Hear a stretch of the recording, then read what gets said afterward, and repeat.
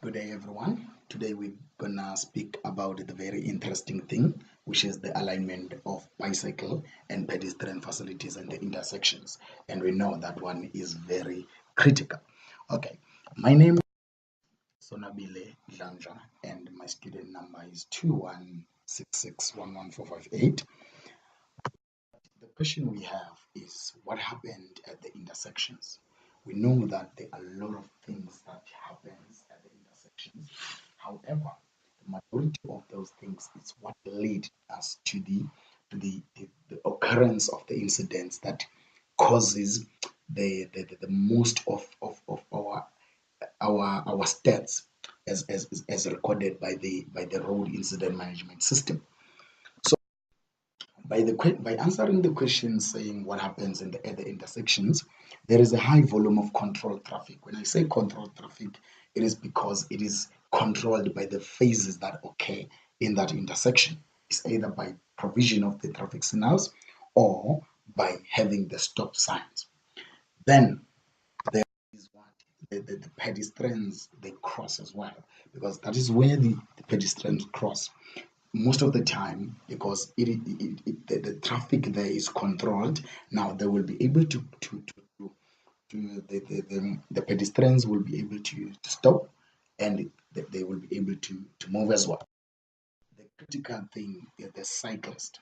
Cyclists are also part of the traffic, because most of the time they flow with the traffic, or they can even divert the traffic, but most of the cases they flow with the traffic, which is why we're saying they form part of the traffic, meaning they go straight along the traffic. However, there should be a of their own lane. Now, what about the common conflicts? Obviously, there are conflicts that occur. There are conflicts that we discovered. There are conflicts that happens. But what about those? Now, are there any common conflicts due to the cyclist? Specifically, we jump to the cyclist because that's a critical thing. That's a mode of transportation that is not considered most often. So, which is why we're considering it separately from the motorist and from the pedestrians as well, because there are a lot of guidelines that specifically focuses on the pedestrian, focuses on the pedestrian. When we say pedestrian, we mean the disabled pedestrian, which people who are using wheelchairs, and as well as the pedestrians, like the walking people. So, but specifically, are there any common conflicts due to the cyclist? Yes, there are those conflicts. Now, how do we manage the conflicts? How do we make sure that we don't experience the same thing? How do we ensure that those conflicts are removed? Because the major thing to ensure the safe intersection, you have to make sure that the traffic is controlled. And when you control the traffic by the phases, obviously you are reducing those. So, what should be done? That's the question. What should be done?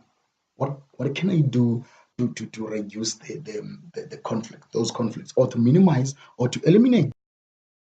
So obviously you improve the intersection by inserting the lanes for bicycle. If specifically we're saying the cyclist result to the common conflicts, then obviously when you improve in the intersection by inserting the lanes for the bicycle, so that on its own it will reduces the conflicts, because the traffic will flow along with the cyclist. Allow for pedestrian crossing, which is this one is a tick thing, because most of the time it always happen that way. The is you have your cyclist lane. That diagram shows you nice arrows there, but those arrows they mean nothing until I explain to you. If we're saying we have got a bicycle or a guy driving a bicycle in that point A, moving toward the north. Now, the guy, if you can look at the arrows, that guy is able to turn to the right and is able to continue straight with the traffic flow. So it means there is a reduction in the conflict there, because the motion is controlled by the traffic signs, and then there are robots as well which controls the motion. So let's say at B there is a pedestrian crossing there. That person is will be able to cross while in that phase the bicycle is able to turn to the right. So while in that case, it means that your phase for the movement towards the north of the vehicles is controlled as well. Then at C, the traffic is moving along with the bicycle at A. So there is a reduction in the conflict in that way. Now, if you're an engineer or you're a designer, you should make sure that the cyclists are safe in the road. How? The safety of the cyclist must be considered as per current legislations. So there are legislations that specifically focuses on that because we know that the rate of incidents increases as the conflicts become high. So it is everyone's responsibility to ensure that safety in the roads is always considered because we know that the intersection design should always be properly designed and it should accommodate all the necessary facilities.